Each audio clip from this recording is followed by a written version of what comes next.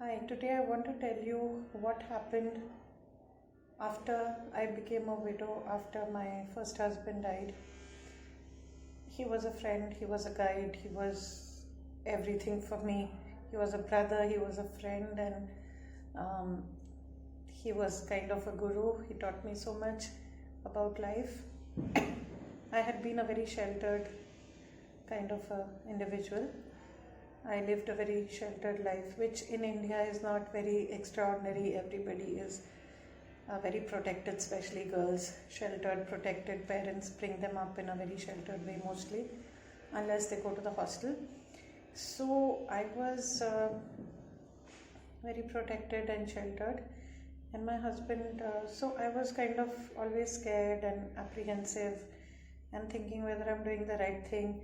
My husband helped me to open up, to become freer, to smile, to enjoy life. He taught me many more things. So I started living life a little more, though there were problems. Of course, in every marriage there are problems. But after his death, I was devastated, and I was at a loss, and I kept talking to God. I said, I love you so much, then why did you do this to me? Why? How could you do this to me? You are my mother, my angel, my divine mother. How can a divine mother make her own daughter a widow? Um, and then I started praying because I could not see my children without a loving father. My husband was such a loving father. I could not see them not playing with their father, not hanging from his shoulders or doing all sorts of things, monkey antics with him, and our life was so complete before it. So I was always praying, even though I had no problem. My parents and I lived with my parents and my brother, but then I yearned for a husband's love. I think it is every widow's story. I yearned for my children to be in the arms of a father. And then after 4 years, a miracle happened, magic happened. My prayers were heard, but it happened in such a way that I could not accept it. I could not take it. Someone had told me before that when something horrible happens, then God sends an angel. And an angel was sent into my life whom I took to be the devil. That is what happens because we are not aware of the situation around us. We don't know what is happening behind the curtain. People who are around us, in front of us, might be very sweet to us, might be very caring, but only God knows what is happening behind the curtain, what we don't know. And God knows that in order to get what we want to, what we've prayed for, some tower moments have to occur, some things have to be jolted, or it's like I felt as if thunder or lightning struck me. And I did not know that. After many years, I realized that that whole episode, that whole thing was a process of my uh, prayers being answered. And I got a second husband. My husband loved me and my children a lot. It is just that at that moment, I just felt socially I was doing everything wrong. I felt a lot of guilt. I felt because things were not happening according to society or social norms. And I was beside myself. I didn't know what to do. And then I sought um, divine help. I mean, there was a medium who used to help everyone, and one lady took me to her, and she was supposed to answer people who wanted guidance, and she told me that whatever is happening in your life, God is doing it. And I thought, how could God be doing this? This is totally against society, because my second husband was 12 years younger to me, and but he loved me so much, and I kept telling him, I do not love you, I cannot love you, I still love my first husband a lot, don't talk to me. And he used to keep saying that I cannot live without you, I cannot live without the children, I cannot breathe. And he was going through so much of agony. And now that I think, I feel that I was the devil. I could not feel his pain. All I could see was society, social norms, social rules, everywhere, society, society, society. And there was no one I could turn to. And then God did something. God processed the whole thing in such a manner that I could not believe it, and I was forced to, like, we did get married, and then I had 3 daughters. I didn't have a son. Then I had a son. So all my prayers were answered through my second husband. My second husband loved my daughters. He adopted them, and it was not only adopting them. I was very much afraid that he would harm them, or he would in some way be a stepfather. And I kept forgetting that God sent an angel. God sent an angel. Why couldn't I understand that God sent an angel? It was my negativity that destroyed my life. I kept thinking, and my mind destroyed my heart. And my beautiful second chance, my beautiful second marriage, where I got a loving husband and a loving father for my children, even though in a different way. I thought that I would get married to a widower, and I would love his children and he would love my children, and it would all be very proper, and my parents would, though I knew that my parents, they are old school, they are conservative, so they would never ever allow me to get remarried, because they feel that a widow is karma and it is some sin which I did in my past life, due to which I became a widow.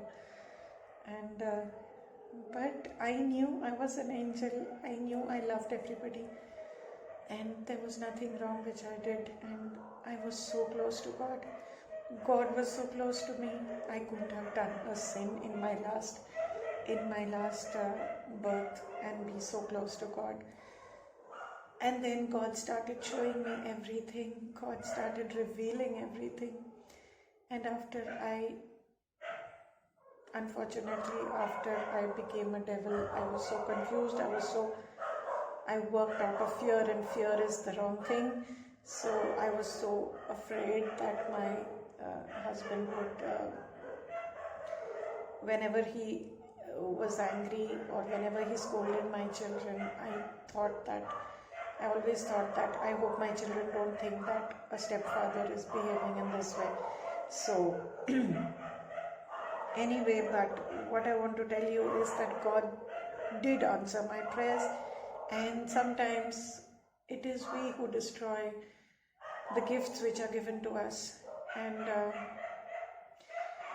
my husband never wanted a divorce, and I wanted a divorce because things around me were so confusing. I did not understand what was happening around me, and it is after the divorce that I started understanding things, and I saw the real face behind the mask. And it is only through pain. Of course, I am proud of what my ex-husband became, because the moment I realized, I tried to unite with him, And then I found out more and more about life because I was not allowed to reunite with him. I went to the women's cell, and then somebody told me that the court always loves people, I mean, divorced people coming together. But then, well, that was another revelation. I was not allowed to unite with my husband, and there were many things which were revealed to me, and it was a process through which I guess he had to become what he has become now. He is very successful in his life, in his career. I wish him all the best. I'm so proud of him. And even though we live in different parts of the universe, but different parts of the world, but we are doing the same thing. It is so weird that he is doing the same humanitarian work which I am doing here, and somehow, even though we are apart, it is as if we are one. We are united in our actions, in our thoughts, in our hearts. In every way we are united, even though we can't talk to each other, we can't contact each other. But I know we are one, and we will become one loving family once again.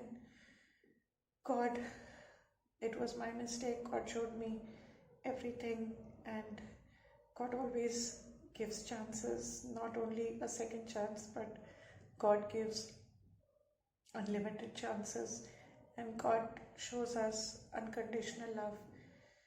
After I realized that I could not be united with him, I felt very sorry for him, and because the children were with me and he was all alone, and he sacrificed so much to get married to me. He sacrificed he was ready to sacrifice. He sacrificed his education, his career, his parents. He sacrificed everything for me, and I was so stupid. I was so foolish. I was working out of fear, and I destroyed my love, which God gifted me. I sent that angel away, and I filled my life with darkness, but I had to trudge through this painful, torturous way. And I am so empowered now. I am so strong now. Of course, I prayed for him, and when I realized that I could not be close to him, I prayed that he gets someone loving. I prayed with all my heart that he gets a loving lady or a family who would love him, give him the love which I could not give him. And I am so glad that he is where he is now, and I'm also glad for me. So I just wanted to say that even after the death of my husband, love flowed on. Loved live forever. Love came to me to support me, to show me, to reveal the truth about my life. Love is abstract. Love is always with me, though not in the physical or bodily form, but it is there. It is my inspiration. It is my strength. It is the secret of my beauty. It is the secret of the sweetness in my smile. It is the depth of my tears, and I want to tell you that prayers are always answered, and I know, I am sure that even now my prayers will be answered, and I look forward to a beautiful future, and you are all my witness. Someday I will definitely make a video with my husband, my second husband, the angel God sent to me. Till then, love you all. Please pray, don't give up. God is there, listening to every word, fulfilling every dream of ours. So keep dreaming and keep loving God unconditionally, because that is the only form of love which is pure and which loves you unconditionally. And the pain is only to make you better. These tears are I just get overwhelmed. These are not sorrow. These are, I just feel so overwhelmed to realize what all happened in my life and what is happening in my life. So life is full of magic, like Harry Potter's life, and your life is full of magic and miracles too. My life is full of miracles, and I'll tell you more about my miracles. So many miracles that happened in my life. I hope you don't overlook the miracles in your life, and I hope you don't send away the angels God is sending to you in your life. Thank you. See you soon.